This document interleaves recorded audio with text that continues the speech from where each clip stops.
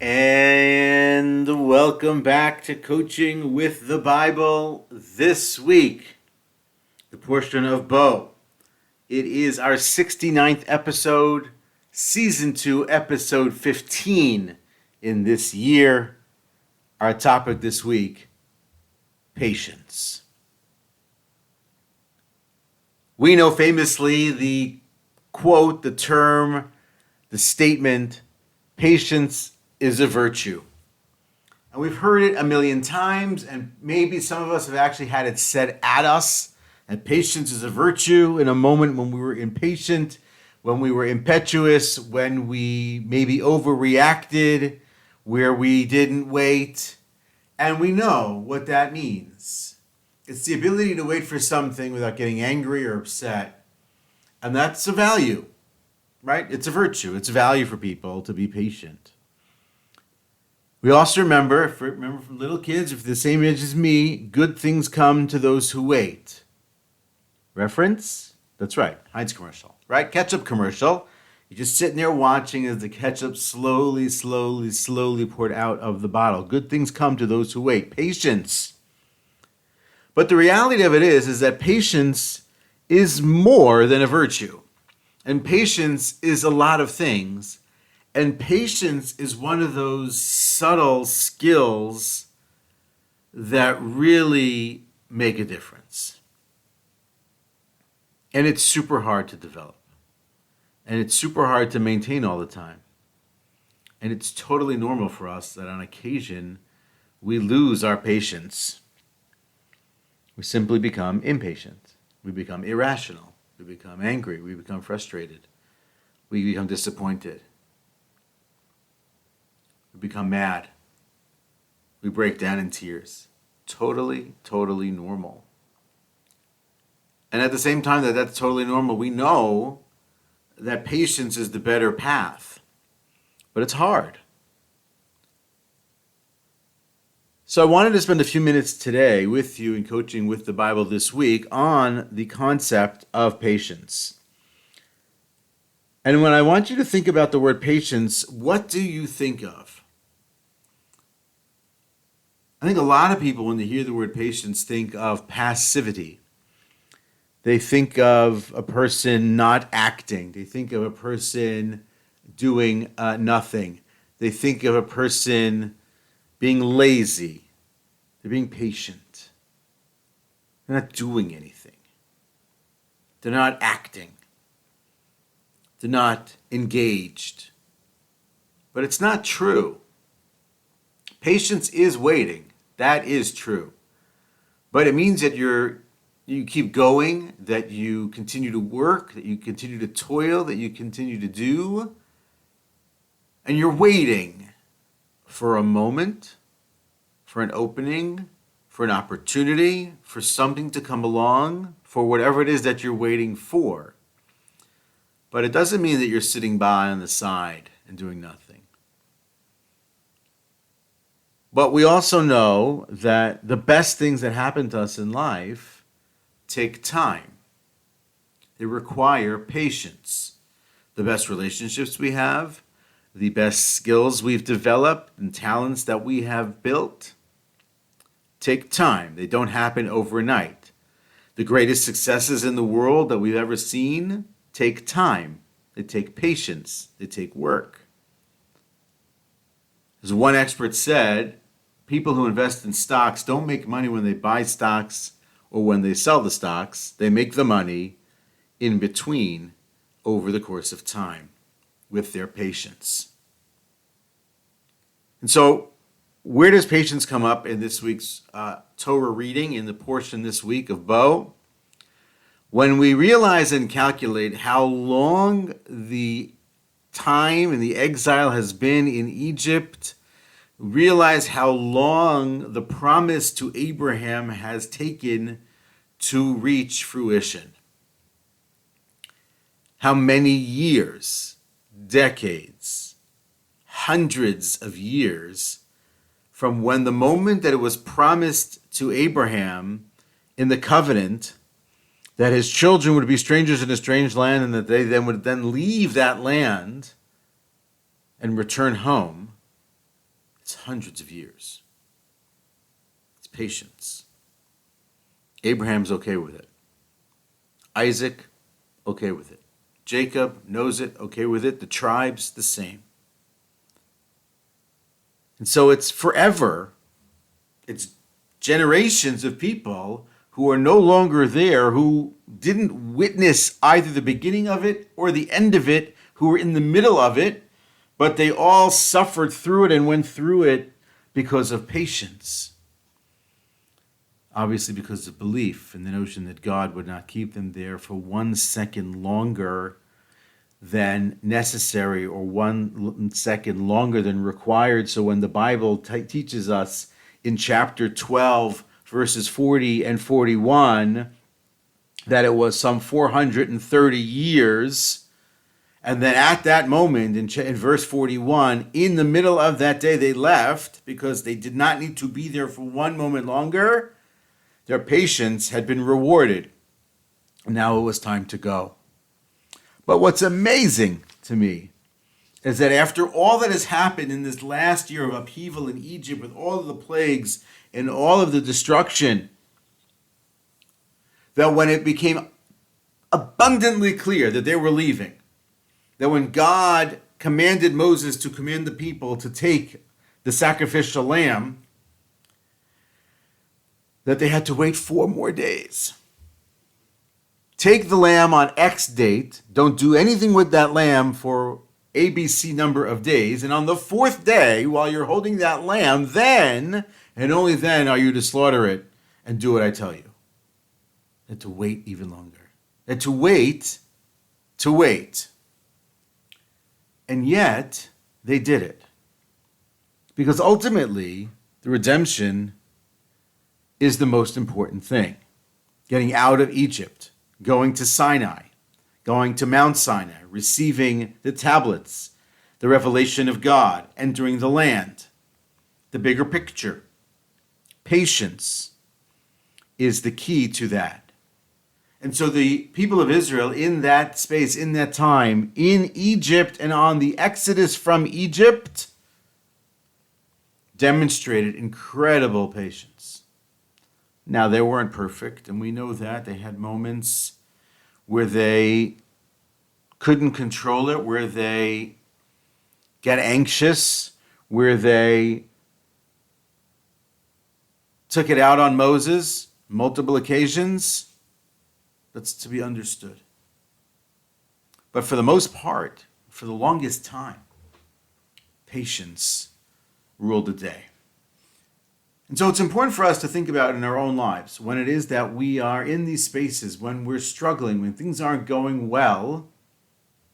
We have to appreciate that patience is fundamentally important to our success, fundamentally important to our happiness, and fundamentally important to our progress. And to realize that patience isn't just some sort of virtue. It's more than a virtue, as I mentioned at the outset. But in fact, that patience is a discipline. That when we demonstrate and we act in a manner with patience, when we're able to hold it together, the discipline of patience, as I saw a quote, it tames the fire of anger and suffering in our hearts. Rather than being impulsive, we use the discomfort of waiting as a portal of inquiry. It's a beautiful statement. There's an article in medium.com by, I think it's Professor Bradford, Beth Bradford. Beautiful article really about this. She mentions the ketchup reference as well. Patience is a discipline. By virtue of our ability to be patient, we don't allow for the anxiety or the stress to overwhelm us, to overcome, to lead, but we allow ourselves to stay controlled. So patience is a discipline. Patience is also a measure of our self-control. By being patient, we're able to keep control of ourselves. We can't control other people. We can't control things that are happening necessarily around us. But we can control ourselves. So our patience, as a means of self-control, allows us to consider the consequence of acting impatiently, of acting in haste, in rushing. And even though we live in a world of instant gratification, of people rushing to do things and not necessarily thinking, the ability to have patience as a discipline and patience as self-control allows us to not make those mistakes. But even beyond that, patience is really an opportunity at a new path. By being patient in certain moments, when we don't poke the bear, when we allow it to rise on its own, we allow it to grow on its own, we give it the space to grow, the opportunity comes on its own. Because sometimes it's our impatience which ruins the day. Sometimes it's our haste, our acting in haste, which destroys the opportunity. By not waiting that extra moment, by not waiting that extra day, by not allowing the person to respond, by pushing, pressing, pushing, pressing, pushing, and pushing, and pushing, by being impatient, yes, we annoy the other person, the other party, teammate, spouse, family member, friend, whoever. But by operating in that manner, we don't allow for what is supposed to happen, and then we miss an opportunity. So patience is more than just a virtue. It's so many other things. And so it's incumbent upon us, like everything else we've talked about in Coaching with the Bible, to do our best to build and strengthen this muscle known as patience. And so I wanted to share with you a couple of strategic ideas here with respect to how to build patience, as I think that really, really worked. One was a great strategy called the WAIT strategy, ironically. It's a patience training guide. I think it's really, really good. I'm going to share it also in the with the group here on Coaching with the Bible, because I think it really helps if you really want to go deeper and really work on it and spend time doing the exercises and answering the questions about what does it mean to be patient and why I should be patient. So WAIT, W-A-I-T, stands for W is why is patience important to me? Because when you give yourself the opportunity to think about why it's important to me, what the impact it is for me, so then we can have the opportunity to increase our patience. The A is our awareness of how you are currently feeling. One of the things that's really across the board with the literature on the subject of patience is really tapping in and being aware of what makes me impatient, what causes me to lose my patience, to act in haste, to allow the anxiety of the moment to rule. And really understanding that allows us to develop on the other side of that a stronger sense of patience. The I in the WAIT is identify ways to regulate your emotions. Not everything works for everyone. For some people, it's a breathing exercise. For some people, it's a walk. For some people, it's a meditation. For some people, it's music. For some people, it's talking. Some people, it's just a glass of water that allows them to regulate their emotions. It could be laughter. It could be all kinds of things. And then the T in WAIT is to transcend or connect the self to purpose. When you transcend the moment when you are drifting between patient and impatient, the ability to focus on larger purpose or longer term purpose allows you to overcome the moment and allows you not to be triggered by what's happening in the moment, because you can see this as simply just another blip, a hiccup, stumbling block that's in the way. But on the longer path towards what it is that you want to accomplish, it isn't worth losing it at this moment for the sake of what's to be lost in the longer term. So the WAIT strategy with respect to building patience, really, really valuable. Another really great one that I saw, I think is really important, is really just to try to slow down. Really slow down. So here's just an example of it. If you're on the road and you are having a moment of road rage, move over to the right lane and just slow down. Don't yell at somebody through a closed window. Don't point any fingers at anybody. Don't say anything. Don't honk. Don't flash your lights. Try to grab hold of the moment and reduce the stress, anxiety, tension, pressure of the moment by maintaining your patience in that moment. Yes, you're in a rush. Yes, you have someplace to be. Yes, you're late for that meeting.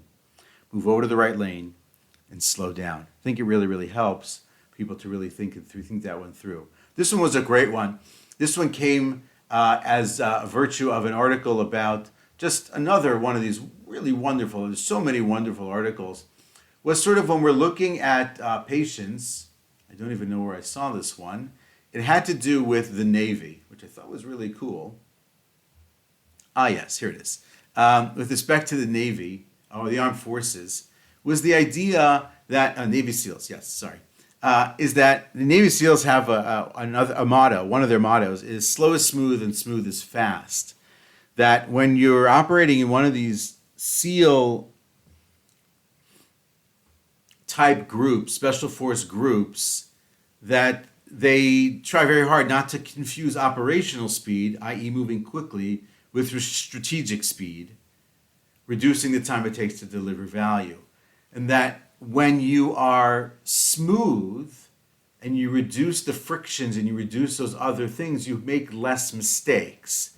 And so I think it's really important for us to redefine the sense of speed, because when we redefine the sense of speed, then we can take a much longer view about what's going on, right? So that relates to that last idea about slowing down. It doesn't have to happen in a day, and it's not going to happen in a day.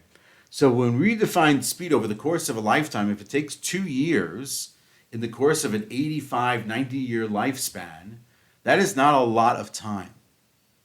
And so I think it's important for us to have a real sense and a real clear sense of what it means to move quickly or to move in haste or to be impatient, because it doesn't necessarily mean that it's going to actually help you. And the last thing I think that's really important here is this great strategy, overall strategy with respect to patience, which is called Water the Bamboo. This is written in a book by Greg Bell. Greg Bell was a college basketball player many, many years ago. He's a well-known motivational speaker, written a number of books, and he wrote a book called Water the Bamboo, which is the idea that great success takes time and it takes work. And when you water the bamboo, what you realize is that the first year you water the bamboo, nothing happens. The second year you water the bamboo, nothing happens. And the third year, still nothing. So you planted a bamboo tree, and after 3 years of watering the bamboo, you've got nothing. And then in year 4, it rockets up some 90 feet in 60 days. So the question existentially is always asked is, well, did it grow over 5 years or did it grow over 60 days? But clearly it was growing for all those years. You simply just didn't see it. It simply takes patience. Bamboo farmers know you need to water the bamboo for a long time before you see any sign of success.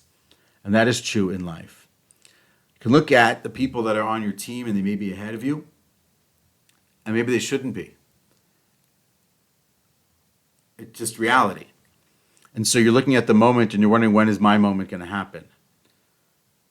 And in those moments is when it gets prickly and precarious and dangerous, because those are the moments when a person acts in haste, a person acts in the tension and the stress and the anxiety of the moment, rather than taking the view towards purpose and long term and staying patient and focused, the self-control, the discipline, the idea that the people of Israel are focused on for hundreds of years in Egypt until it happens, the idea that Moses and Abraham and Jacob and Isaac, that they don't get to see the end in their case, which is unbelievable also.